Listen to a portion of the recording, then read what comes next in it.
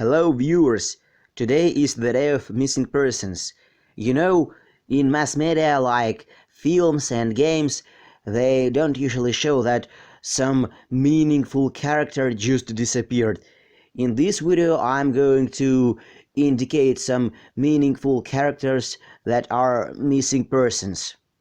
And yeah, I'm going to put out an important information of this game's storyline.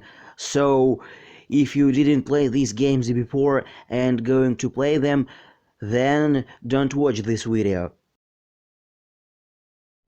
Barney Calhoun, the protagonist of Half-Life Blue Shift, also appears in Half-Life 2 and Episode 1, a friend of Gordon Freeman. In episode 1, he evacuates the citizens and driving away with them at the first train, and then Alex Vance and Gordon Freeman are driving away at the second train. When they were driving away, the blast wave covered them. They survived it and the events of the second episode began. Barney Calhoun didn't appear there. It's uncertain why were he absent and nobody explains that. There's little likelihood that he were covered with the blast wave as he drove away first, but it's still possible that he were covered and didn't survive that, or he did but couldn't get to Gordon Freeman, or he were busy elsewhere. Donald Love, a secondary character in GTA Vice City and more meaningful character in GTA Liberty City Stories and GTA 3. After another job, GTA 3 protagonist came to him, but he saw only deserted roof and came away. He did a bad turn to the government and to the gangs of the city with the hands of the protagonist, so it's possible that he got killed.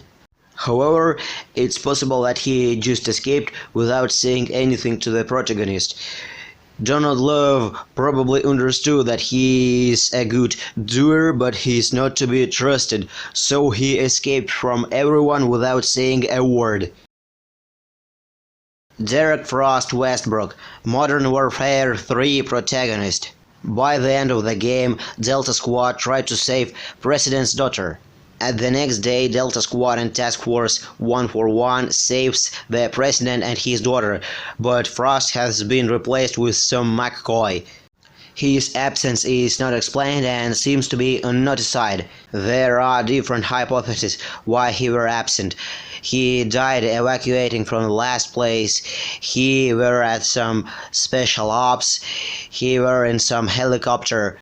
I even tried to find out the reason myself. Maybe he lost his fight worthiness due to the explosion, but Sandman were near and he didn't lose it.